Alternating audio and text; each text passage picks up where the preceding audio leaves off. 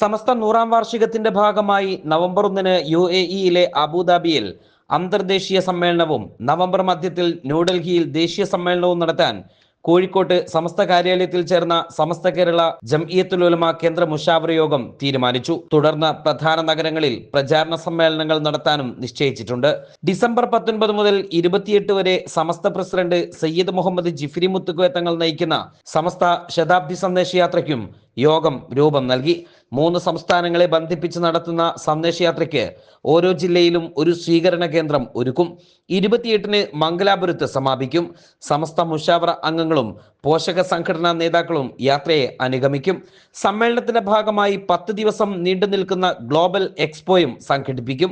സമ്മേളന സ്വാഗത സംഘം കമ്മിറ്റിയുടെ റിപ്പോർട്ടിന് യോഗം അംഗീകാരവും നൽകി.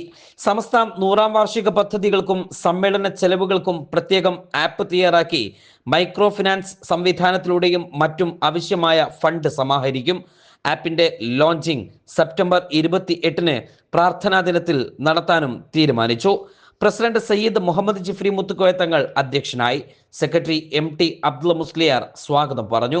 സമസ്ത കേന്ദ്ര മുശാവറ അംഗങ്ങൾ സംബന്ധിച്ചു. Waytonikah.com, the exclusive Muslim matrimonial site.